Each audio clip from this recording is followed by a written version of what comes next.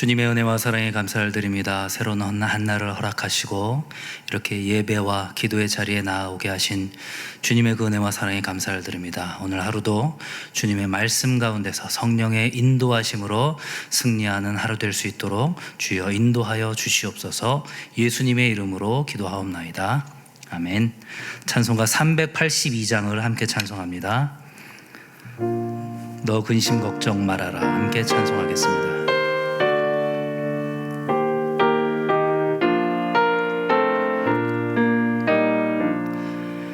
너 근심 걱정 말아라. 주 너를 지키리.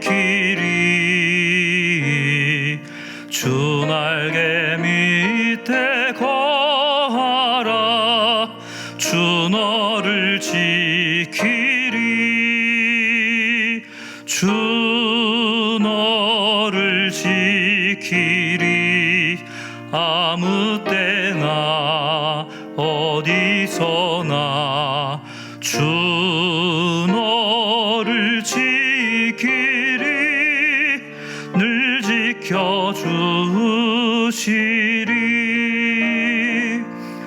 어려워 낙심될 때에 주 너를 지키리. 위험한 일을 당할 때 주 너를 지키리. 주 너를 지키리. 아무 때나 어디서나 주 너를 지키리. 늘 지켜주시리. 너 쓸 것 미리 아시고 주 너를 지키리. 구하는 것을 주시며 주 너를 지키리. 주 너를 지키리. 아무 때나 어디서나 주 너를 지키리. 늘 지켜주시리. 어려운 시험 당해도 주 너를 지키리. 구주의 품에 거하라. 주 너를 지키리. 주 너를 지키리. 아무 때나 어디서나 주 너를 지키리. 늘 지켜주시리.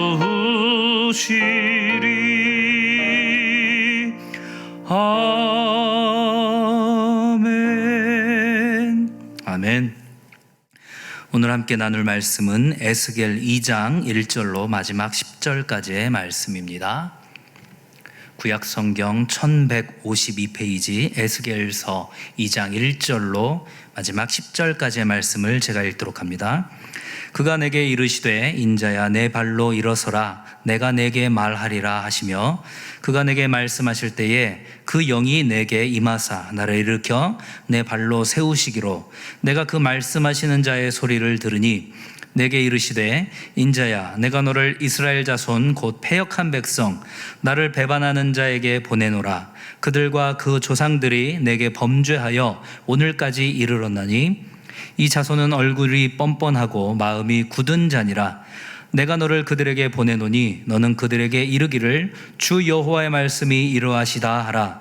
그들은 패역한 족속이라. 그들이 듣든지 아니 듣든지 그들 가운데에 선지자가 있음을 알지니라. 인자야 너는 비록 가시와 찔레와 함께 있으며 전갈 가운데에 거주할지라도 그들을 두려워하지 말고 그들의 말을 두려워하지 말지어다.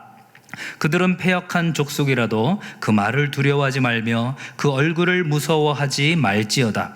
그들은 심히 패역한 자더라. 그들이 듣든지 아니 듣든지 너는 내 말로 고할지어다. 너 인자야, 내가 내게 이르는 말을 듣고 그 패역한 족속같이 패역하지 말고 내 입을 벌리고 내가 내게 주는 것을 먹으라 하시기로, 내가 보니 보라, 한 손이 나를 향하여 펴지고 보라, 그 안에 두루마리 책이 있더라. 그가 그것을 내 앞에 펴시니 그 안팎에 글이 있는데 그 위에 애가와 애곡과 재앙의 말이 기록되었더라. 아멘. 이 어제 살펴본 에스겔서 1장에서는 하나님의 전지전능하심과 이 역사의 주관자로서의 그 하나님의 위엄을 나타내는 환상이 등장했습니다. 그리고 그러한 가운데 이제 하나님께서는 에스겔을 예언자로 부르고 계시죠. 어제 우리가 묵상한 1장의 마지막 구절인 28절은 이렇게 되어 있습니다. 그 사방 광채의 모양은 비 오는 날 구름에 있는 무지개 같으니 이는 여호와의 영광의 형상의 모양이라. 내가 보고 엎드려 말씀하시는 이의 음성을 들으니라. 아멘. 이 비 온 날 하늘의 무지개와 같은 그런 모습으로 하나님의 영광이 나타났고, 그리고 그 가운데 이제 한 음성이 들려왔다고 오늘 본문은 이야기합니다. 이제 하나님께서 오늘 본문 1절을 통해서 이렇게 말씀하시는 거죠. 인자야, 일어나라. 내가 너에게 할 말이 있다. 이 예수님께서는 자신을 인자, 사람의 아들이라고 말씀을 하셨죠. 하나님께서 인간의 몸을 입고 성육신 하신 것을 나타내기 위해서 예수님께서는 자신을 인자라고 표현하셨습니다. 하지만 오늘 본문에서 하나님께서 에스겔을 부르실 때 인자라고 말씀하신 것은 전능하신 하나님에 비해서는 너무나도 연약하고 보잘것없는 그러한 사람의 아들이라는 의미로 인자라고 부르고 계십니다. 하나님 없이도 잘 살 수 있을 것 같고 모든 것을 할 수 있을 것 같지만 너희는 너무나도 연약한 아담의 후손, 사람의 아들이라는 것입니다. 사랑하는 성도 여러분, 우리는 스스로 그 어떤 선한 것도 할 수 없는 완악하고 연약한 존재라는 사실을 인정하고 계십니까? 그런 가운데 하나님께서 우리를 찾아오셨습니다.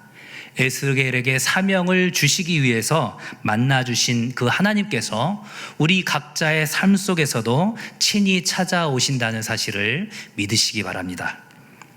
에스겔을 예언자로 부르시기 위해서 하나님께서 말씀하셨을 때 어떤 일이 일어났습니까? 2절 상반절에 보니까 그가 내게 말씀하실 때에 그 영이 내게 임하사 나를 일으켜 내 발로 세우시기로 라고 기록되어 있습니다. 어떤 의미일까요? 하나님께서 소명을 주실 때에 성령의 임재를 경험하게 되었다는 것이죠. 예수 그리스도의 십자가와 부활 사건 이후에 모든 성도들은 성령의 임재를 경험하게 되었습니다. 하지만 구약 시대에는 하나님의 소명을 받은 사람만이 하나님의 영, 이 성령의 임재를 경험하게 되었다는 사실을 우리가 기억할 필요가 있습니다. 그런데 중요한 것은 하나님의 사역은 인간의 힘과 능력으로는 할 수 없는, 결코 할 수 없는 것이라는 것이 구약 시대에나 지금이나 동일하다는 점입니다.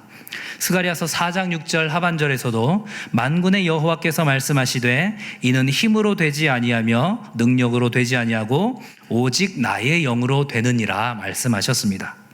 사랑하는 성도 여러분, 우리가 하나님의 그 사명을 감당할 때 결코 나의 힘과 능력으로 되는 것이 아니라는 사실을 날마다 깨닫고 나아가야 합니다. 오직 하나님의 영, 그 성령의 인도하심이 있을 때만 하나님의 사명을 온전히 감당할 수 있다는 사실을 기억하면서 겸손함과 두려움으로 나아가게 되기를 소망합니다. 그렇다면 우리가 하나님께 받은 사명이 무엇일까요?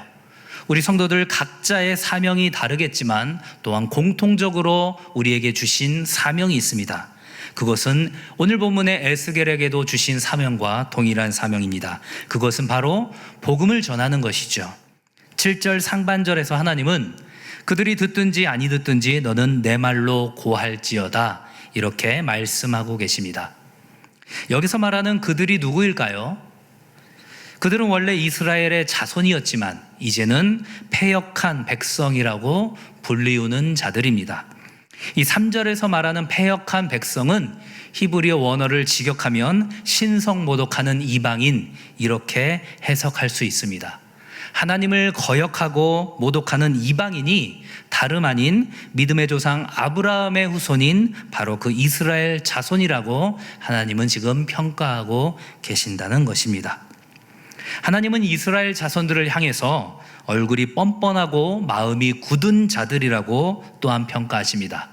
그들의 얼굴은 거칠고 단단하며 마음은 돌처럼 단단해져서 도무지 회개하지 않고 도무지 죄에서 돌이킬 생각을 하지 않는 자들이라고 말씀하고 계십니다. 그러한 이스라엘 자손들을 향해서 에스겔 선지자가 담대하게 복음을 전할 때에 그들이 제대로 듣지 않는 것은 어쩌면 너무나도 당연한 일일 것입니다.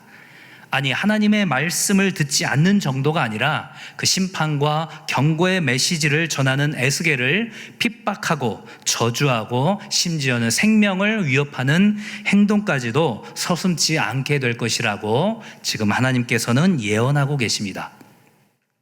에스겔에게 예견된 그 고난을 하나님께서는 6절 상반절에서 가시와 찔레 그리고 전갈이라는 이 세 단어로 표현하고 계십니다. 가시와 찔레는 중동 지역에서 이 농작물이 자라는 것을 방해하는 대표적인 식물이죠. 전갈은 어떻습니까?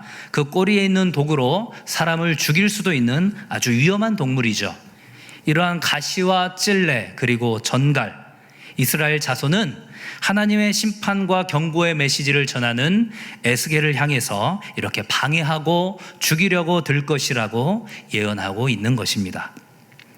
하나님의 말씀을 전하려 할 때 찾아오는 이러한 방해와 살해의 위협 가운데서 두려움을 갖게 되는 것은 어쩌면 너무나도 당연한 일이겠지만 하나님께서는 에스겔이 정말로 두려워하고 집중해야 할 것이 무엇인지를 말씀하고 있습니다. 오늘 본문 2장 8절인데요. 너 인자야, 내가 내게 이르는 말을 듣고 그 패역한 족속같이 패역하지 말고 내 입을 벌리고 내가 내게 주는 것을 먹으라 하시기로. 무슨 말입니까? 하나님의 말씀 듣기를 거부하고 거절하고 심지어는 죽이려고 달려드는 그 사람들을 두려워할 것이 아니라 에스겔 너 자신이 그 패역한 백성들처럼 하나님을 모독하는 자가 되지 않도록 두렵고 떨리는 마음으로 거룩하게 살라고 말씀하고 계시는 것입니다. 그러면서 하나님께서 주시는 그 두루마리 책을 받아 먹으라고 명령하시죠. 이 대개는 두루마리는 한쪽 면에만 글씨가 쓰여 있는데 하나님께서 주신 이 두루마리는 안팎에 양쪽으로 글씨가 쓰여 있었습니다. 이것은 이스라엘 자손을 향한 하나님의 그 탄식과 비탄과 그 재앙의 말이 얼마나 많이 쓰여 있는지 그리고 얼마나 완벽하게 기록되어 있는지를 보여주는 장면입니다. 사랑하는 성도 여러분, 오늘 말씀을 우리 삶 속에서 적용해 보길 원합니다. 오늘 본문은 특별히 가족을 부탁해라는 주제로 가을 가정축제를 준비하는 우리 맑은샘 광천교회 성도들에게 하나님께서 주시는 말씀이라는 생각이 듭니다. 우리가 복음을 전할 때에 우리의 가족 구성원들이 그것들을 거부하고 거절하고 때로는 그 전갈의 독처럼 우리의 마음을 아프게 할 수도 있습니다. 하지만 그것을 두려워할 것이 아니라 나의 마음이 하나님을 거역하고 모독하는 그런 이방인의 모습으로 변하고 있지는 않은지를 늘 돌아보아야 할 것입니다. 또한 나의 전도 대상자들을 존중하고 아끼는 마음으로 그리고 또한 동시에 담대한 마음으로 복음을 전합시다.